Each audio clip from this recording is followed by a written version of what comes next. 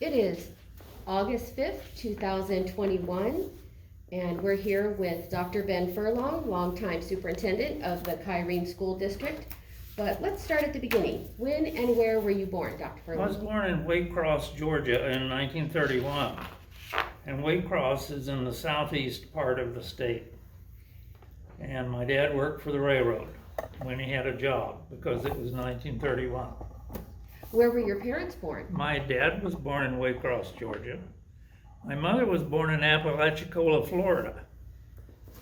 And they had moved to Waycross when my grandfather Walker got a job as a sawyer in the area. They were taking the cypress trees out of the great Okefenokee swamp, and he ran one of the big saws there. And he was born also in the panhandle of Florida. My grandmother was born in Pawnee County, Kansas, and then the other grandmother was born outside Waycross. So we were South Georgia crackers. Who would you say in your family was most influential to you? Well, my parents were influential in the major sense that they were very supportive of me, not so much emotionally as they were physically. I was a severe asthmatic, and they took care of me. But I think it was my dad's two sisters and his mother that were the emotional support that I appreciate now from my childhood. But my parents made great sacrifices for me to be able to get through college. And they were intent that I was going to get to go through college. Well, when did you first come to Tempe? When did your family settle in Tempe, and what was the motivation for coming here? My mother's asthma had become so terrible, it was terrible, that the doctor finally said, you must try a dry climate. I'm not sure that it will work. And so my dad worked for the railroad, and we connected with some people who lived in Tempe through a relative. And we got on the train in late September of 1948, and 4 days later, at 8:15 in the evening, we got off the train in downtown Tempe. And that was a Saturday night. We went on a picnic up on the South Mountains the next day. And Monday, I went to Tempe Union High School to enroll. And so that was your senior year? That was my senior year. And so tell us, you graduated from Tempe High. Yes. And I think you mentioned that's when it was at, where it was? Ninth and Mill. Yeah, Ninth and Mill. And then after Tempe High, where did you go? Because you mentioned your parents. I went to ASU, ASC at Tempe it was. Arizona State. It was just by great happenstance that the people we connected with lived in a community that had a teacher's college, because I had decided long ago that I wanted to be a teacher. And so there was ASC at Tempe, right behind Tempe Union High School. So I was able to, actually enrolled as a freshman during the summer. And went through in 3 years and got my bachelor's degree in '52 when I was 20 years old. And I had, by the time I got my degree, I had a contract to teach 5th grade in Sunny Slope. My first salary was $3,046 annually.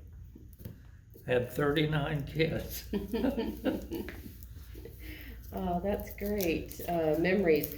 Do you have some favorite memories of your growing up and times with your family in Tempe?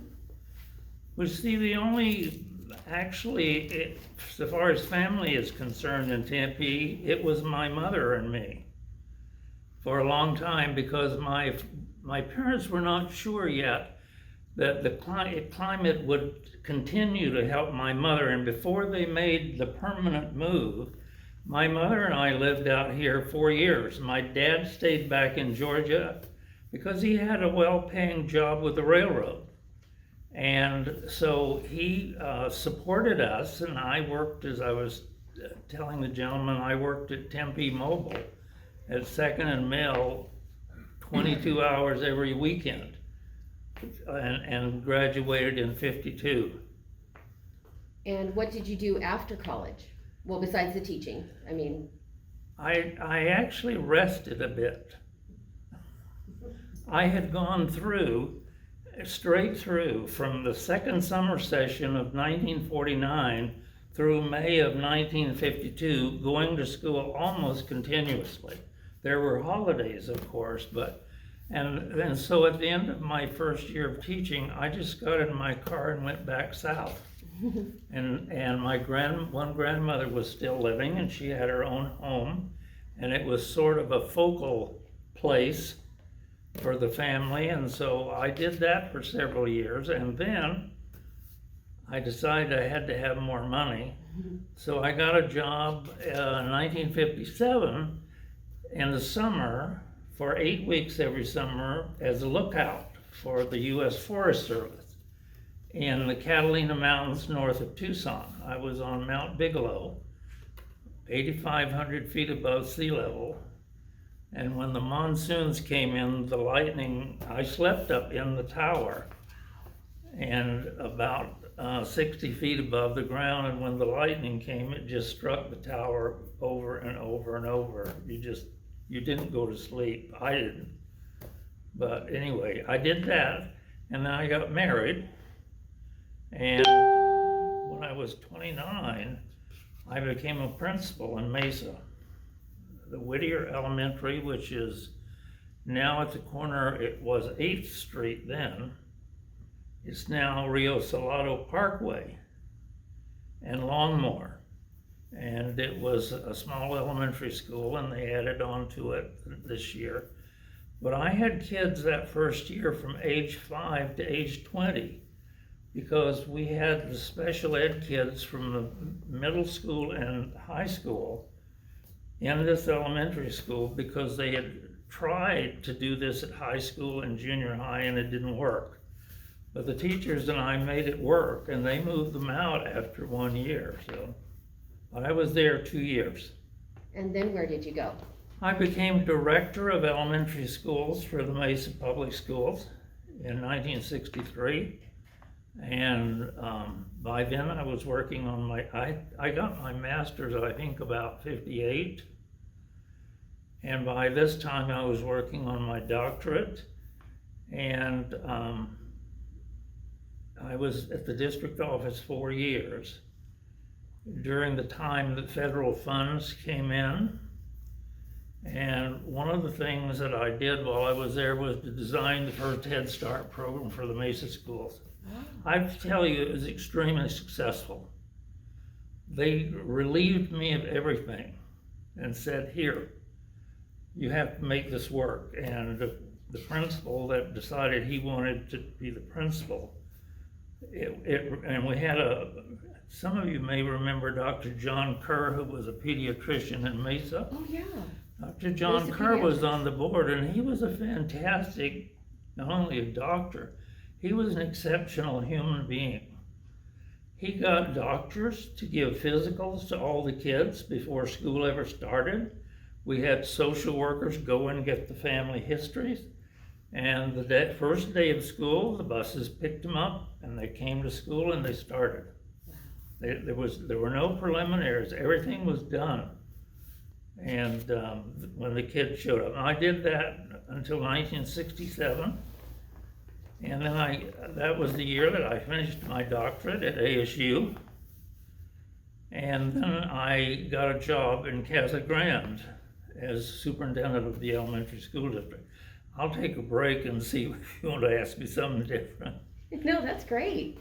No, it's really interesting to hear your pathway that led you, to being, I know you came to Kyrene in a position and then became superintendent. I think you worked for a year or so, but it's very interesting to hear your pathway. I was elementary school superintendent in Casa Grande from 67 to 71, and Casa Grande was not growing then. It was very stagnant. There were about 10,500 people. I think there are now 55,000. The schools had not grown. The staff had been there for a long time, so it was a challenge because I was trying to get them to take on some new kinds of ideas. And the main reason I went there was the teachers and the board had become locked in a battle over the salary schedule, and the school superintendent resigned in August and said, he just wrote, "I resign," and left. And so I actually was there 2 days before the teachers came back. Thrown right into the fire. And was there 4 years, and then Kyrene opened up, and it was a principalship the first year to learn the Kyrene way from Mr. Wagner. I don't know whether any of you know who Mr. Wagner was, but he was at Kyrene for 32 years and was an institution in the community. And when anyone came into the office, he always heard them, and he got up and went out, and it was like you were coming to his living room in his home. That's the way he treated people when they came in for whatever business they had with the district. Oh, that is interesting. So I spent a year with him and then became superintendent in '72. So he was maybe a bit of a mentor to you. Yes. Yeah. Were there any extracurricular activities that you were involved in as a young person in either elementary school or high school? The high school that I went to in South Georgia was a very interesting one. It actually had very high academic standards, unlike a lot of people would think. And every year, after Christmas, the student body was divided into 4 parts. And there were the freshmen were divided in 4 parts and distributed among A, B, C, D, etc., etc. And then we started working out to compete in all sorts of ways. For instance, some people would compete for piano solo. So each group had a piano soloist. There would be vocal trio. There was declamation, which was making a speech, and I competed in that one year. There were athletic activities and they actually had typing contests. They had the whole spectrum of the kinds of things that were available in the high school. They had typing tests. They had shorthand tests. In the evening, we had 4 one-act plays. And the community came in, and then when it was all over with, they announced, we would have a big assembly and they would announce the winners. But it was a very good experience. I also did Latin one year, and I had been away from it for a year. So there was no one in my group that was proficient enough in the class at that time, and I said, well, let me see if I can do that. And I went back and got the Latin book and took off. Came in second. Oh, wow.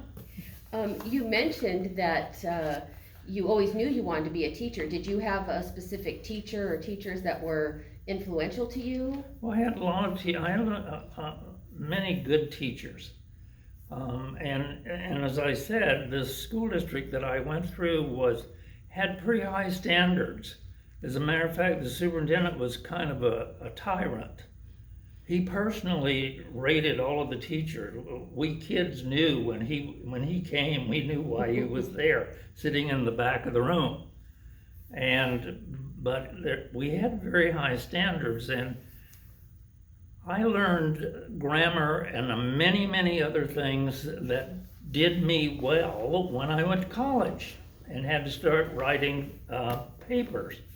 I didn't have to stop and figure out a lot of things because I had learned all of that in high school and took 2 years of Latin while I was there. And so it was a good place. I don't think I'm giving too much away. You're going to celebrate your 90th birthday this year.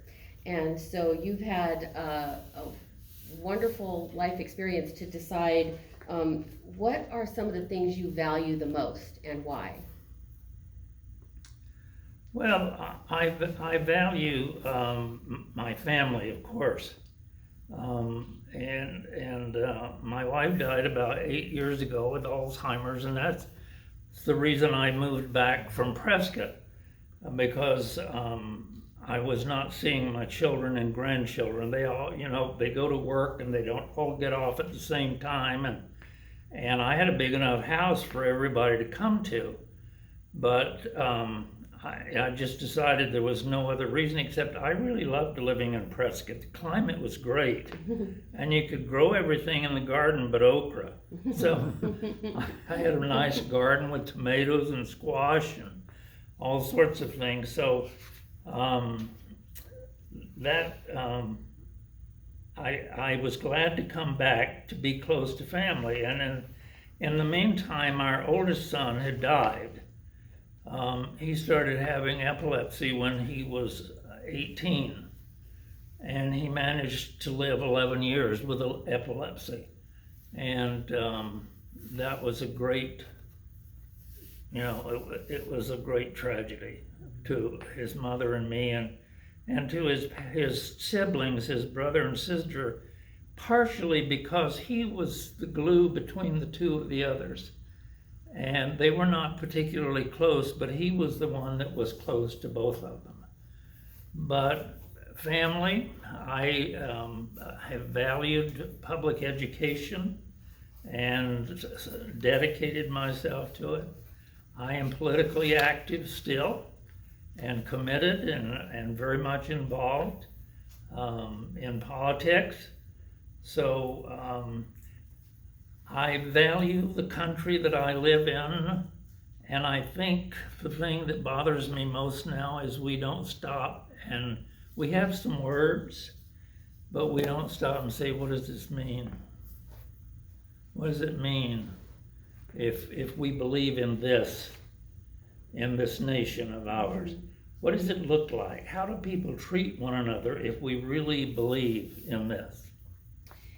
Can you tell us a little bit more about your other children? My son, our youngest, Jonathan, lives near Carefree Highway and I-17, and he works for Gore. And I don't know if some of you may know Gore-Tex, which is the fabric that the jackets are made out of. Mr. Gore started out with that in DuPont, and then he went to other fabrics. And Jonathan has worked in the cardiac division in Flagstaff and the thoracic. And also he's now in Phoenix, and there is the abdominal unit is there. And he actually works from home now. But he was a mechanical engineer, but he had to learn all of this human anatomy. I told him, one of my old friends at church, I had been hospitalized one day with heart problems, and he was telling me, well, is it this artery or this vein, and I said, I don't know. I just know that Dorothy's not doing well. Now, you mentioned your church. Can you tell us a little bit about the role faith plays in your life? I tell people that my mother showed me the Methodist church when I was 5, and she shoved me out the front door every Sunday thereafter, sometimes more than once, to get me going. And her mother had become a Seventh-day Adventist when my mother was about 12, and so my mother had some resentments toward church, and my father for many years worked 7 days a week. So I went off to Sunday school and church by myself and sang in the children's choir and did all of those sorts of things through high school. I actually was baptized in the Methodist church the year that the Methodist Church reunited after being separated 99 years due to slavery. The church split in 1840, and there was the Methodist Episcopal Church North and the Methodist Episcopal Church South. And in that year, they joined together.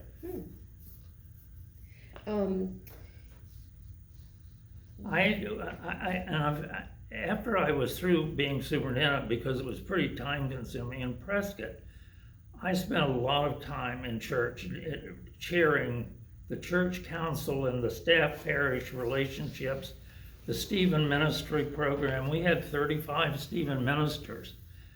I'm not a very good Stephen minister, but I can run the program.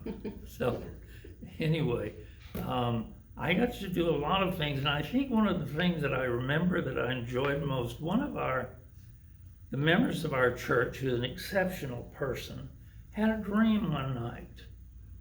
And the dream was that we ought to be at this church feeding the hungry and marginalized who live in downtown Prescott. We had already, most of the churches that were in old downtown Prescott area had moved. But we stayed downtown and actually found property next door and expanded. And we had a sort of a semi-basement room, and we started feeding people in this program twice a week. And for 15 months before I got involved in something else, I cooked the main dish every Wednesday for 125 people. I can't help but ask, what was it? Well, it depended. Oh, it wasn't the same thing. We got some government surplus food, and that's where I would start.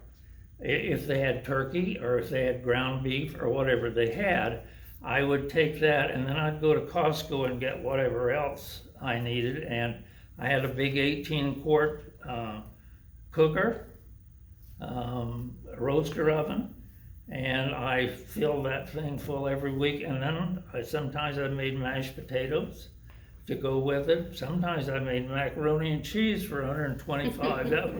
And it was baked. It wasn't out of a big kettle. And we did that in a small kitchen. Now you're active in your church now, Yes. right? And that's where? I go to St. Matthew United Methodist Church, which is almost in Tempe. It's on West Baseline in Mesa.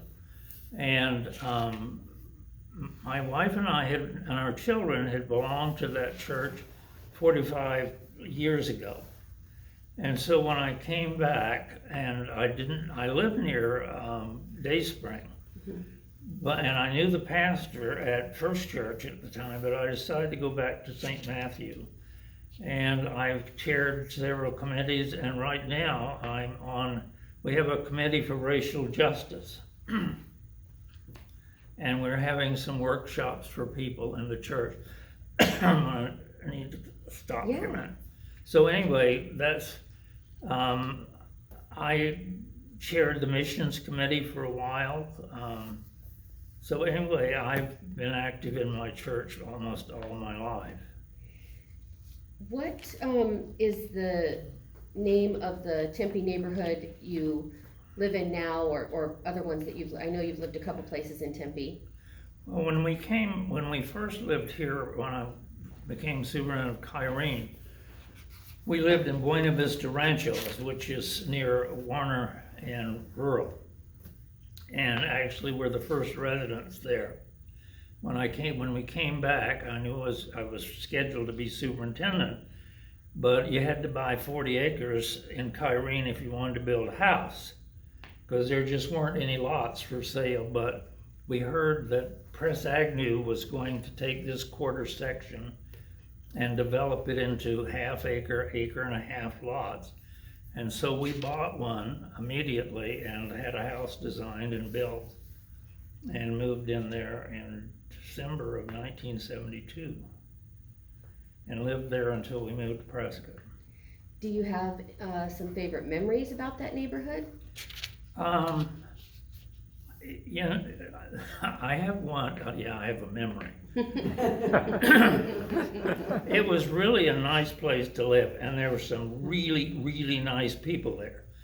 But most of the people who lived there were at that point in their life, like my wife and me, who had teenage kids. And so there were teenage kids all over the place. And many of their parents were affluent enough that they didn't have to stay home all the time. And we had parties every weekend. And when the kids at Corona would simply cruise the neighborhood to see where the parties were. And so sometimes it got a little noisy in the neighborhood, but I had some really wonderful neighbors in the daytime. At nighttime, I called the police a lot of times. What are some of the changes that you've seen in your neighborhood or around Tempe that you might want to share? Let me go back all the way to the beginning of my time in Tempe. The thing that I was most impressed with when I came to Tempe Union High, there were 87 in the senior class, and there was no exclusion. In my class in South Georgia, there were not simply friendships, but there were exclusionary friendships, and a lot of people were out, and I was one of them.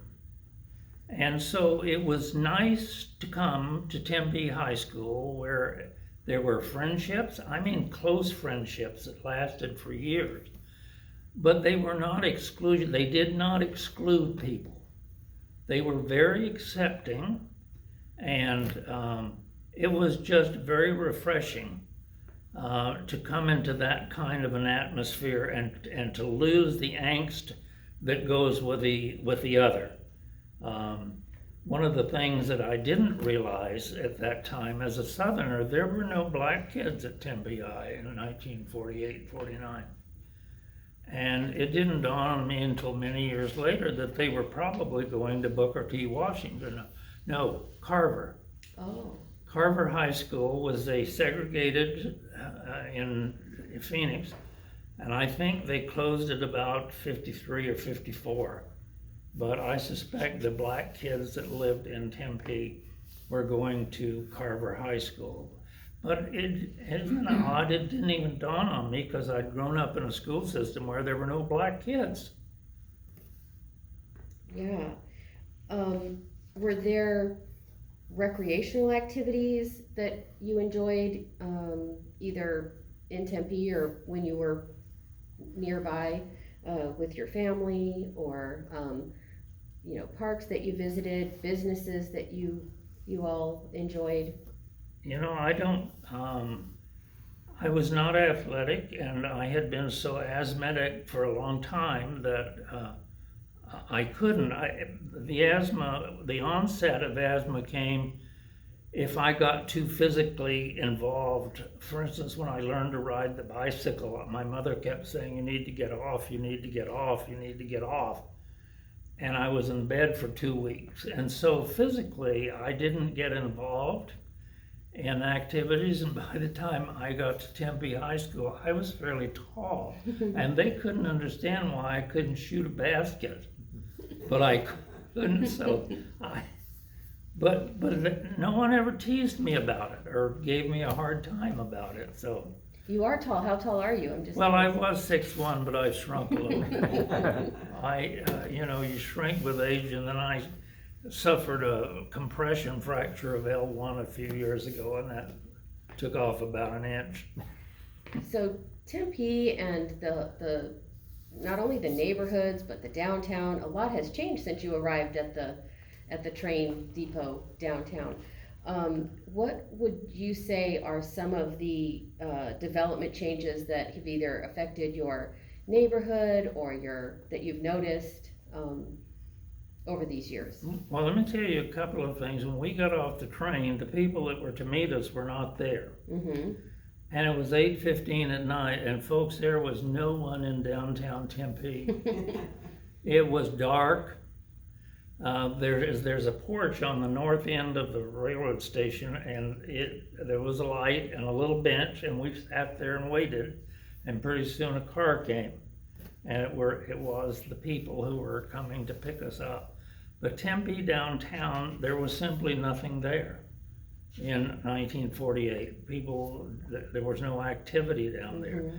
And I think ASC probably had fewer than 4,000 students at the time. Wow. I know it was about 4,000 when I started in 49. I would add too that the house where we boarded for 3 months, you ever go to the Target in Tempe Marketplace? Mm-hmm. Well, the house we stayed in was underneath Target. It was on the property that Target now occupies, and it was out in nowhere, and it was very sandy because it's actually in the floodplain. And so it was, Rio Salado, of course, was not open, and it would have been First Street, but it wasn't open either. We came in through Perry Lane, got off the bus at Perry Lane, and walked the rest of the way to the house. So that's where we lived for a while. Interesting. What would you say is the greatest success or accomplishment of your career?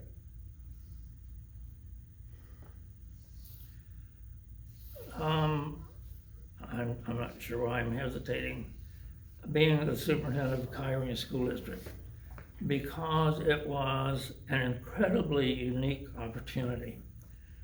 When I left Casa Grande, I mentioned that it hadn't grown and there was not much going on, but we knew that, as Mr. Wagner said, Kyrene was ready to pop. There were 600 kids there, and it had been between 200 and 600 for years. It was mostly kids who parents were farmers and dairy people, and then there were 2 Hispanic enclaves in Kyrene, the south end of Guadalupe, below Guadalupe Road, Cinta Vista, is in Kyrene, and then Hightown, Pueblo Alto, is over on McClintock and Chandler Boulevard. The population was actually, the student body was 65% Hispanic at the time when I came. So it was a unique opportunity really to build something from the scratch. Not that there was not a foundation there, a community foundation, but it was an opportunity to build a school district the way I thought it ought to be. And it was tough, but I got to do it. And folks, I want you to know I did everything except drive a bus. I refused to get a chauffeur's license or I'd have been driving a bus. But I actually managed the cafeteria for 5 weeks one year. I had to do all the student projections. I had no algorithm, or I had a half a secretary and a bookkeeper to start out with. And I had to identify school sites and negotiate. I bought all the school sites. I did all of the negotiating with the owners of the property. The city of Tempe, by the way, and we were in 4 municipalities. We were in Tempe, Chandler, and Maricopa County in the beginning, which part of it then became Phoenix. And so we built schools in 4 municipalities, and I dealt with 4 planning departments. And I have to tell you, the one in Tempe was exceptional. They would call me and say, you need to come down, so-and-so is going to build 1,000 houses in such and such a place. We need to get a school site, and we want a park next door. Tempe's policy was they had a city park right next door to each elementary school. So I would simply go down, and they usually knew where to pick the place out. And I remember picking out the spot for Ninos, which is my neighborhood now, and Corbell Park, which is also a big retention basin. So anyway, it was it was not simply all of those logistics that I had to do, but I got to establish a culture, which is so important in any organization. And it isn't a complicated thing. A culture is simply, this is the way we do things around here. And the way we do things that I pushed was, it's going to be based on respect. And we almost overdid that word a few years ago. But respect for the dignity of all people, and kids come first. And there was never a teacher hired, even when we got bigger, and I did not do the initial interviewing of staff. every teacher that was hired came to see me. And it was mainly for them to interview me, because I would give them an introduction and say, this is what we expect here. Number one, kids are going to be treated with respect. They come first. We want the teacher to run the classroom. Somebody's going to run it. It probably ought to be the teacher. But we're going to respect the kids. We see them as worthy and deserving, and that's the way it's going to be. The other thing that you have to push, schools are a bureaucracy, and a lot of practically everything that runs the world is a bureaucracy, and you have to know what the systemic weakness of bureaucracies are. And the systemic weakness is that once it is established, it came out of some purpose from somewhere, but the purpose gets lost. And you have to continually go back. And the thing that is so detrimental for schools is that they can become activity cultures where you are simply filling time. And so I always said two things. We used to have one of the administrators that was with us for a long time. Did you know Beth Hill? Yes. Well, Beth Hill called it the prayer meeting. It was before the beginning of school. Everybody came into one room, and I spoke to them for about 20 minutes, and there were always said things to them to let them know how important they were. I had a teacher that is now retired send me a note last year. You made Kyrene teachers feel like they were the best. And I felt so good about that. But it was not just for that, it was that there are two things. Remember, the kids come first, folks. And you know that by now. And number two, you don't just finish the work. If kids are not learning, we're not doing our job. They have to be learning, and that's how simple that sounds, but it gets lost. And we go through these activities of whether they pay off or not. So anyway, it was a great experience. There were lots of headaches and developers that would promise. We got some school sites donated. When I started, there was one auditorium in the community, and I actually would, when we had bond issues, I would go to people's houses.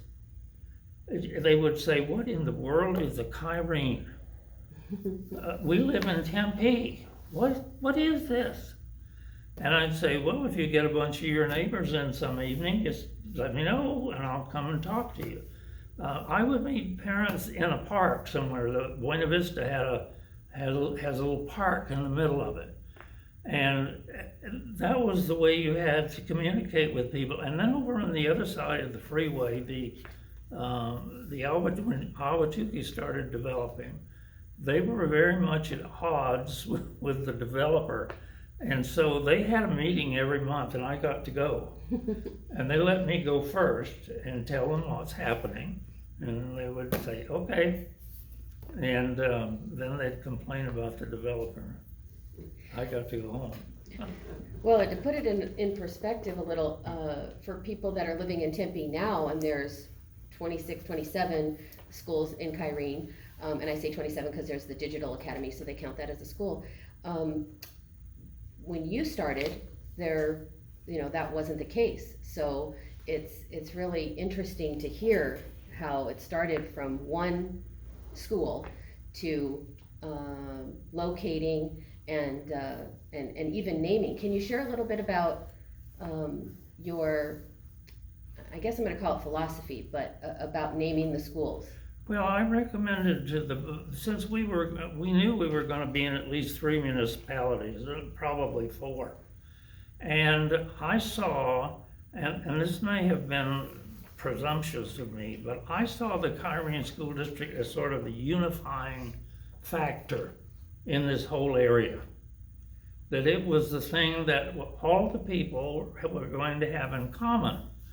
And so I wanted to develop an identity or a connection with the schools. And you do it first by having good schools.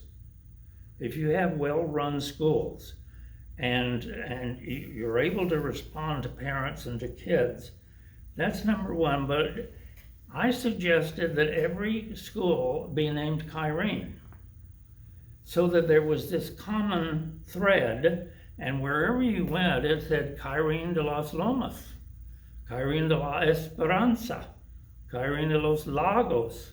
And so there was this commonality, and I remember one board member was elected one year, and she said, "Oh, I just have people that are complaining, I can't pronounce those words." But they were common in the Southwest: Sureño, Norte, Niños as children, and Cielo as heavenly. And so they were, and for a while, the old school at Kyrene and Warner was, when we still had kids there, we renamed it Kyrene Viejo, which is the old Kyrene. So we did that, and if we were on television, it might say in Chandler or in Ahwatukee, but it was Kyrene de las Lomas in Ahwatukee. Very good thinking.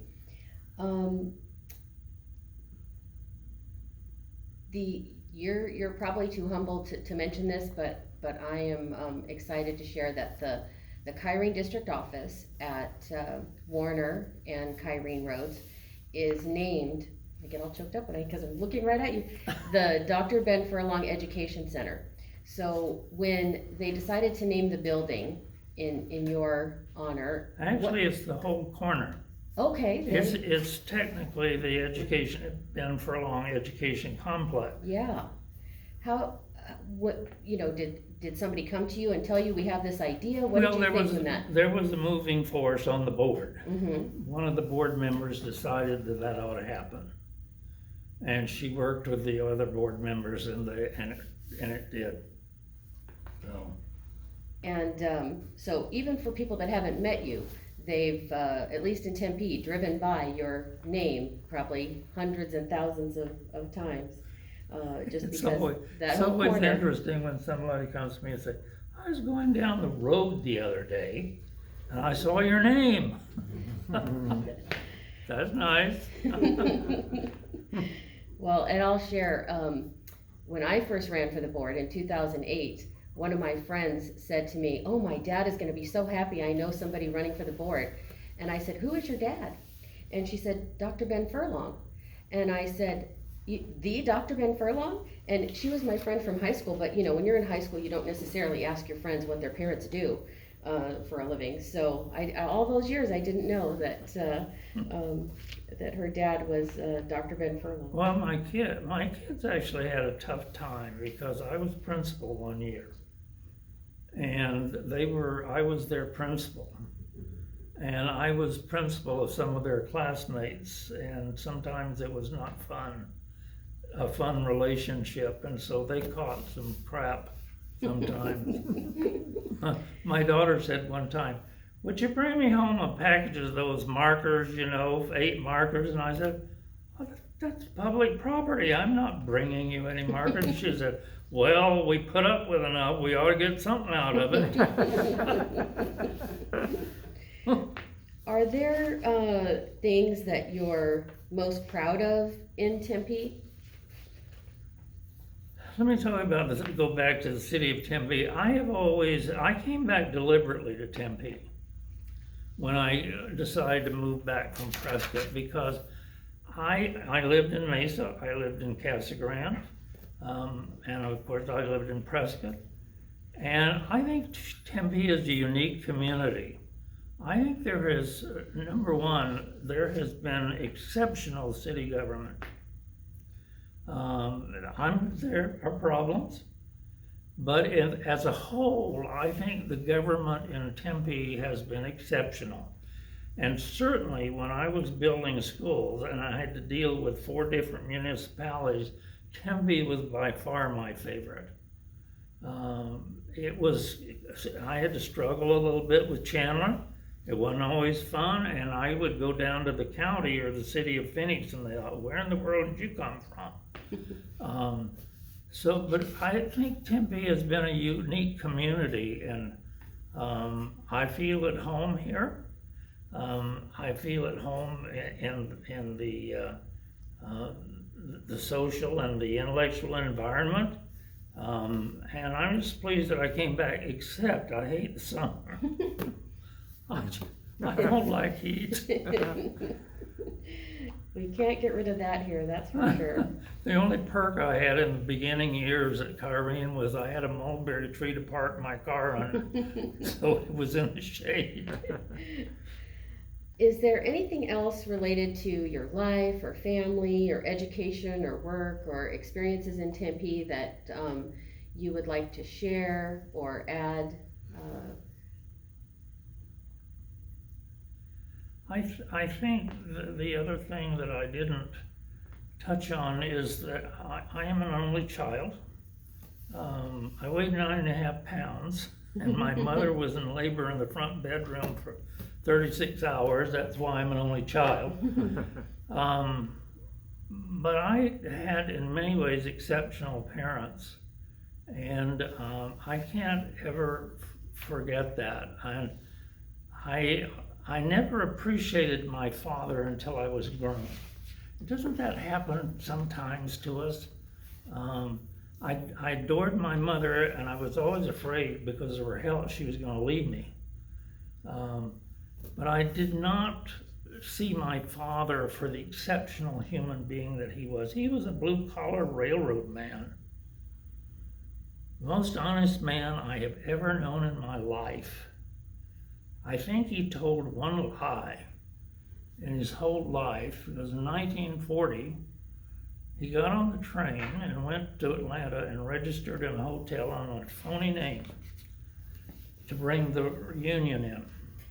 And very quietly, no rabble-rousing, none of that sort of thing. And he never told me about that. I heard stories about my father after he died from relatives. One of them told me that he was doing his job as a switchman and he didn't do something right, and this big switch engine laid over on its side. Those things are big and heavy. And this cousin had seen it as a child, and when my dad died, she and her mother came to tell me that they found out that my dad got on the train, rode up to the little town where there was the head of, there were a lot of private railroads. You know, this one went from Brunswick, Georgia, and Waycross up to over to Birmingham and up to Atlanta. It belonged to a guy. He owned it. And my dad walked into his office and said, "Colonel, you know that switch engine that jumped the tracks down at Waycross?" And Colonel Bug said he did. And my dad said to him, "I want you to know I caused that. And if anybody is to pay for it, it's me. No one else is to be held responsible for that wreck." And the only reason we know this is that Colonel Bug came down to Waycross, and my great uncle, my dad's uncle, ran the freight office of the railroad. And he told my uncle that story. My dad never would have told it. Mm-hmm. But Colonel Bug said to him, "You just get on the train, go back and do your job." But he was just an exceptionally honest, decent human being. And I certainly was fortunate. Oh, what a wonderful blessing to have such great parents. And I just have to say, it's a pleasure and an honor to have a chance to speak with you and have you share some stories. We could go on for another several hours with the wonderful stories I've heard you talk about Kyrene. You wrote a book, The Story of Kyrene, which talks about the early years, the settlement on through. It's just, you have such a great recognition for not only history, but details and names and years. I can barely remember what I did last week, so I am always impressed when we hear your stories. So it's really wonderful to hear some of them. I appreciate the opportunity to do that. Thank you so I didn't much. know it was, I thought it was just gonna be you and me. But you see, I'm used to groups, so. Thank you so much. Yeah, thank you, that's lovely, it was wonderful. So fun. I could ask more, I just feel like, we're on the time limit, so, it's, the I'd stories. just be interested, we don't need to keep filming, but if there are any questions anyone else has? Yeah. Is there anything that came up for anyone? Yeah, if you don't mind, I'll ask a couple of questions. Oh, we are. I'm Bill Lothridge, and we talked briefly before, Doctor. I'm really interested in your time from 48 to 53 when you were in Tempe here. And when you described the place where you lived is in probably a slab-sided shack in the middle of Perry Lane in the middle of the river bottom. It actually was, it was not on a slab. It actually was elevated and had a wooden floor, and there were just 3 rooms. And they ran across. Instead of going back, we used to have what we called shotgun houses in the South, where the house, you could stand at the front door and shoot right through the back door, through the living room and a couple of bedrooms and the kitchen. But this house was, and the living room was in the middle, and the kitchen was on the left, and the inside bedroom was on the right. And that's the one my mother and I had when we were there boarding. We actually were boarding. And then the people that owned it, there was a screened-in porch, and they slept out there, and there was an indoor toilet that had been built on the end of that porch. We had terrible dust storms. There was nothing to hold the sand out there. And do you remember the name of the people that owned the property? Their name was Giddings, and they were from Michigan. And they returned to Michigan. We lost track. They sold that house, and I'm trying to, I don't remember it wasn't Bernardin, because I live on Bernardin now, but it was, I think it was Rita Lane. They bought a place on Rita Lane, probably somewhere between Apache Boulevard and Broadway. There were just a few houses out there. My high school chum that lived probably 300 yards away had a horse, had a mare, and there were wild horses that came through and would steal his mare. And he would get a horse and go looking for his mare. So it was interesting country. There were a lot of folks on Perry Lane at that time from Oklahoma that had come out here, and they lived in the modest homes. But it was a nice, let me just tell you, when you got on the bus at Tempe High School, you went to 8th Street, not University, and you headed east, and when you got to Rural, you couldn't go straight ahead, because Rural did not go through to McClintock. You had to jog and take the Creamery Road. And then when you got to McClintock, it dead-ended. You had to stop, make a left, and go back and realign yourself with the grid. And it wasn't called University, it was Transmission Road. Oh. And you would get onto Transmission Road and then go, and then they would stop the bus at Perry Lane, and probably 6 of us, I don't think 8, but about 6 of us would get off the bus, and it was a nice cottonwood, had cottonwoods on both sides. I loved those old roads where they had the irrigation ditches and they had the cottonwood trees. It was just a very pleasant time. If I can take some time to flesh this out a little bit more.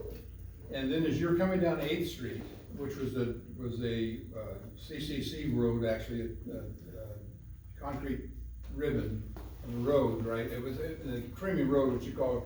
And there was, they called it the Creamy Road because there was a the Creamery Road was because there was a creamery where, when I was here, it was Borden.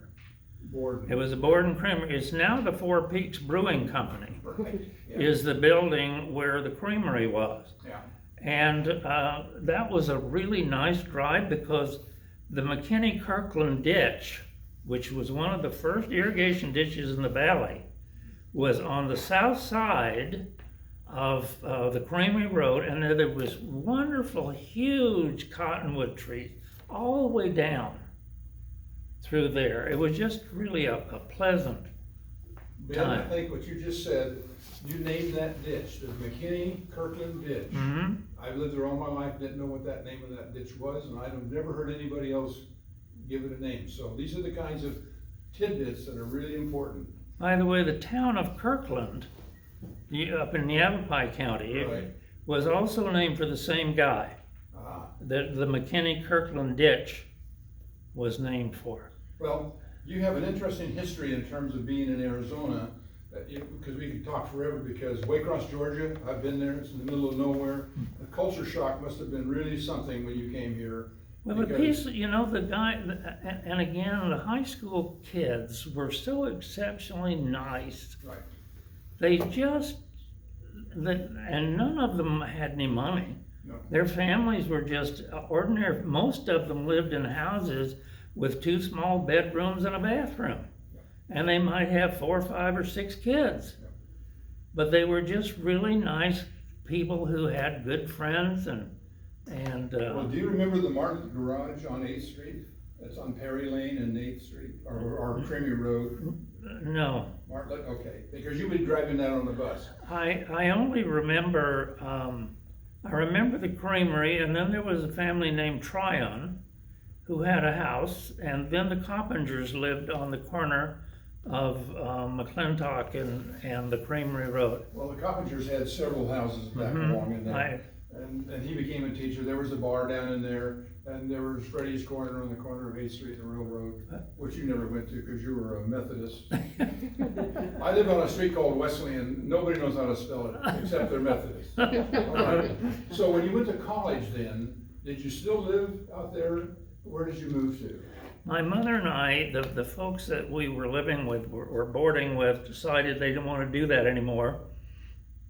And the woman knew of a place in West Mesa with another person who was here for asthma. And so my mother moved, and I moved there, and there's sort of a thing with tiny houses now.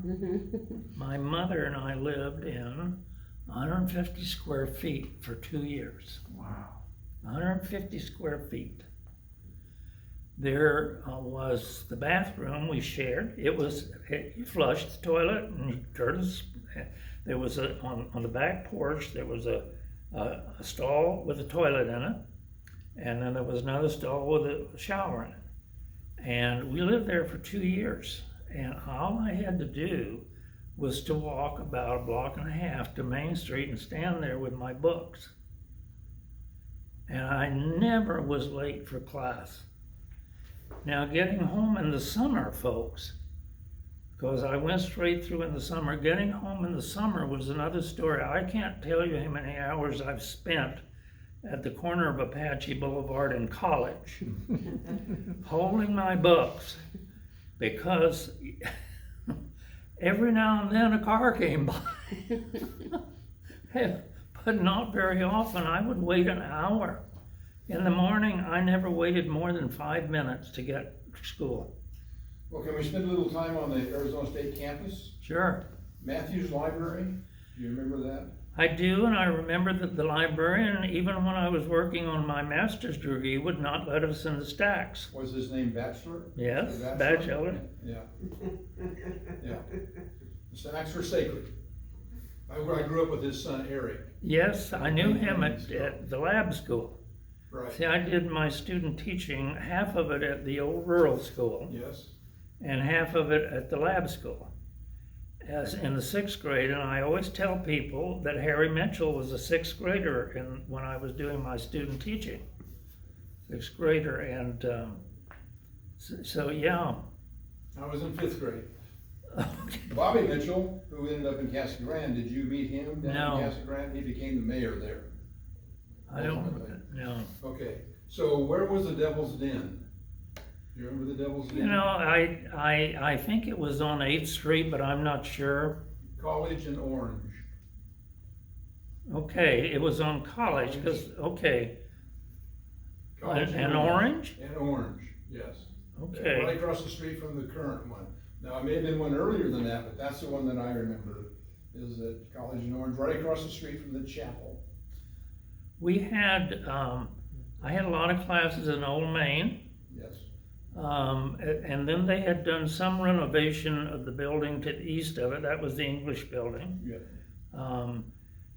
The interesting part, when you registered, you really need to appreciate some of the conveniences we have now, because it was time to register. You would line up in front of the steps of Old Main. And when you got up to the porch, you got your packet. And by then you had worked out what you wanted your schedule to be. I need biology, I need English 2, I need American history, I need an art class, and then you would run from one end of the campus to the other, getting your class cards, and then you would get down to the end and the last one you needed was full. And you had to rearrange your schedule. You had to take something else or start switching things around. And the science building was pretty close to Apache Boulevard, so we would run down there. And ROTC, we had ROTC for 2 years. It was required. And 2 days a week, we met out on one of the athletic fields and marched. And then we had classes, and I have to say, those Army guys who were our instructors were really nice guys. They really were. So Were you Army or Air Force Army? I was 4F.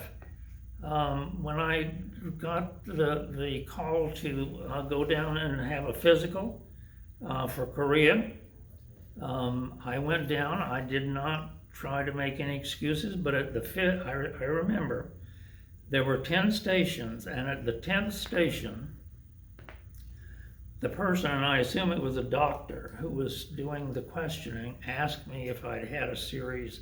Have you had this? Have you had this? Have you had this? Have you? And I said, yes, I have had asthma. And I did as a child. It was terrible. And he said, under what circumstances? I said, well, it was in a humid climate. And when my card came, it simply said 4F. I think I still have it. Well, and I know this drags on. We could talk forever, like you say, just about your little 4-year stint in Tempe during those years. But thank you for letting me ask. Thank you, I agree. I mean, I'm sure that Dr. Furlong sees me calling and thinks, oh great, this is gonna be an hour-long conversation because I enjoy talking to him so much. Well, I don't have anything on my schedule tomorrow, so except walking the dog. She's a nice dog, but she insists on being walked. So, Aspen's a beautiful dog. She should get a little credit here. so. Anybody else have any questions?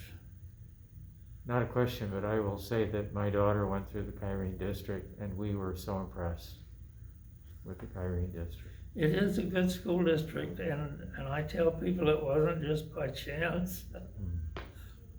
It really, and it was, for me, without any question, it was a unique responsibility. When you think you know what you're doing, and you have a chance to go at it, it's a rare opportunity.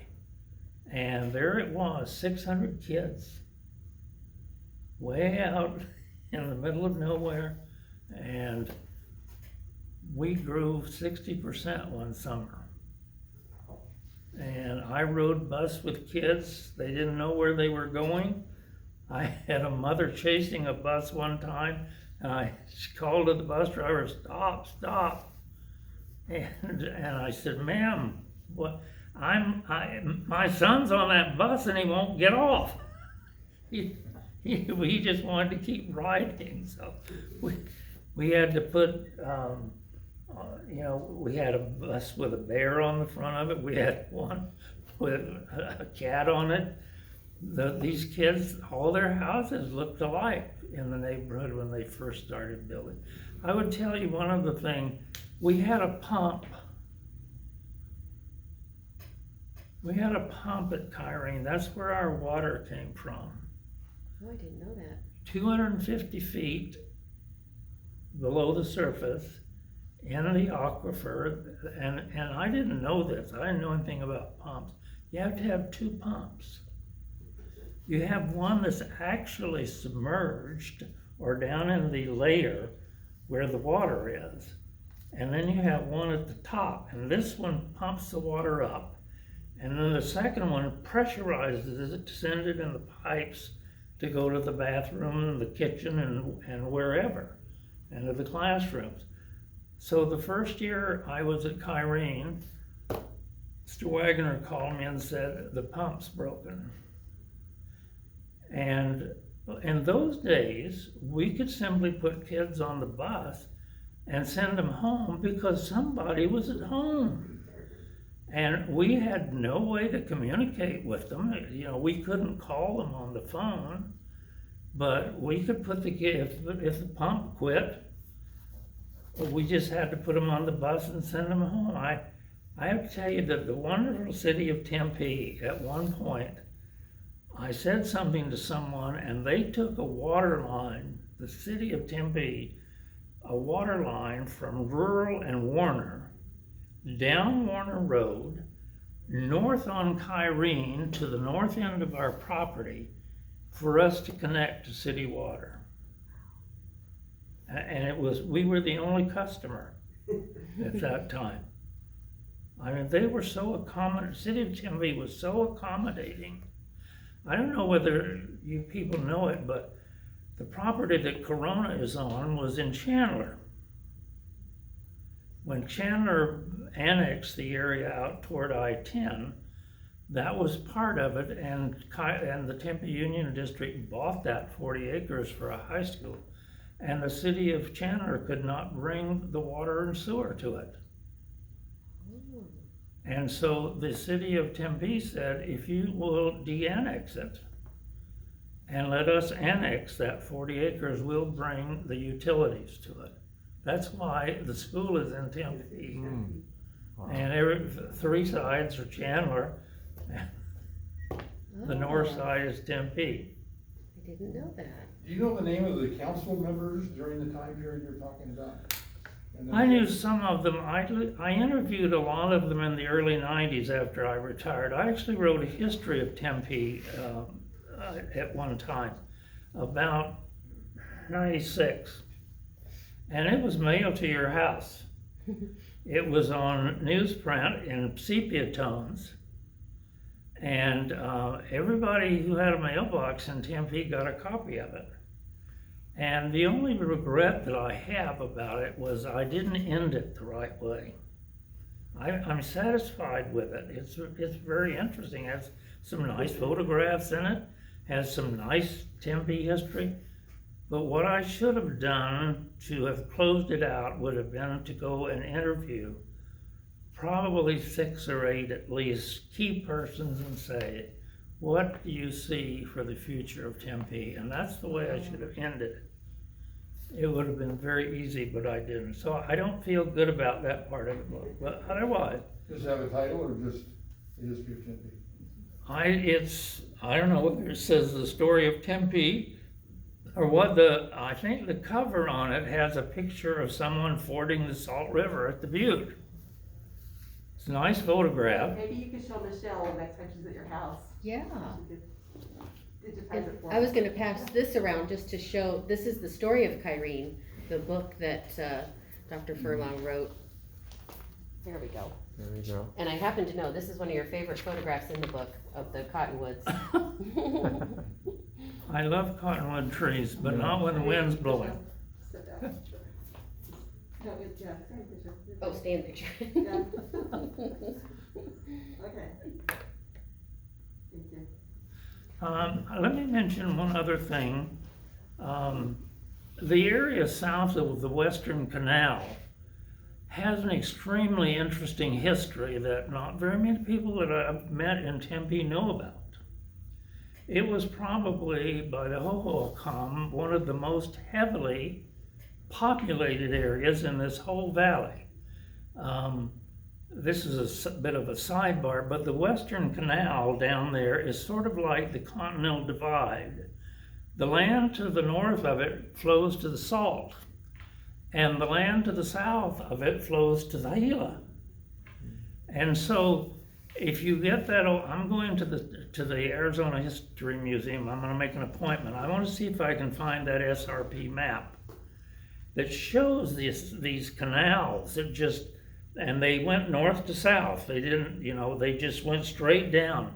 But that area down there even had a multi-story dwelling. It was called Pueblo De Los Muertos. It was between Warner and Ray and McClintock and Price. It sort of ran diagonally southeast-northwest. It is the first professionally excavated Hohokam ruin in the valley. Frank Hamilton Cushing came out and excavated it and put everything on a boxcar and sent it to Boston. And then most of that land was acquired through homesteads. You go to the county, I suppose, and I found 160 acres, and I want to homestead it. And that's the way most of the people acquired their land down there, their farms. Most of the homesteads were 160 acres. The law was passed in 1862, and it was to move people west. And it became your property.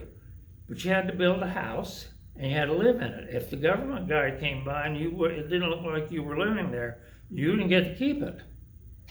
So, but when we moved down there was an open irrigation ditch that ran from McClintock west to the center of the mile at Wagner School. And the kids could go down and in no time at all fill a bag of pottery shards out of the side of that canal. Just start digging. And the area was just full of pit houses at one time. We think that the tailwater, the excess water, may have even flowed all the way down to where Firebird Lake is, because Firebird Lake is a natural depression. And the water has to flow and go somewhere. It can't just lay in the field. But it was heavily farmed, and I had that map at one time, but I moved several times and it got lost. But I'm very fond of that history. That land, by the way, waterlogged 100 years ago. Can you believe that? That they could not farm it. And the Kyrene School, which was on the northwest corner of McClintock and Warner, the kids couldn't go out and play on the playground. It was a flood. It was a flood year. Yeah. Yeah. And northwest corner of McClintock and Warner? There's a Verizon store there now. That's where the original school was. Yeah. The Redden family gave the district an acre of land right on that corner, and that's where the first school was. And then they had to move. They couldn't keep the school there, and that's when they bought the property at Kyrene and Warner. And James Harvey McClintock was the first teacher at Kyrene Oh, I didn't know that. in 1888, and he was also on the board. And there was also another mechanism called road viewers. And he was on the road viewer committee. And the road viewers would say to the Board of Supervisors, it's about time that you got through this arterial. I suspect Warner Road was cut through about the time Kyrene was founded. That's when the railroad came through in '87. And I suspect there was a siding there where farmers could load their goods up. There was another one about 2 miles north called Helena. and they were probably all named by Darrell Dupa, who named Tempe and Phoenix. Hmm. So, The anyway, names you can recall is just incredible. No. I feel very fortunate that you came to talk with us tonight. Thank you for being here. Thank well, Yeah, you're thank you welcome, I so love to much. do it. Did you say how long you were superintendent in Kyrene? I was principal a year, and then I was superintendent 16 years. 16 years. Mr. Wagner had been there 32 years. I told him one time, I did 2 years every year, so I caught up with him. Because I worked long weeks. I told the board the other day, you're probably getting tired of this, there was a woman elected to the board in the 20s. Her name was Minnie Olds. Then there was another woman elected to the board in the 30s. Her name was Hazel Hazard. She had been married to the Elliott that Elliott Road was named for at one time. And then there was not a woman on the board for 40 years. And not until 1976 was there another woman on that governing board. And then by 1980, there was a short period of time that all 5 members were women. So Linda Hickey? Linda Hickey came after I retired. She was our neighbor in Buena Vista. Linda and her family lived 2 doors down, and her daughter Kim, who took her own life Yes. Christmas a couple of years ago, was our younger son. They were classmates. But we grew up, our kids grew up with the Hickey kids. Linda is a marvelous person. Well, her father was Smitty. Guy Smith, who was the Smitty stores in He was Arizona for Smitty's. many years, Oh, wow. yes. Right, she's Barkdahl now. Barkdale now, yeah. Linda Barkdahl. She lives in the foothills, I think, so, anyway. So interesting. You'll have to shove me out the door. Thank you so much. Closes at 8:30, so they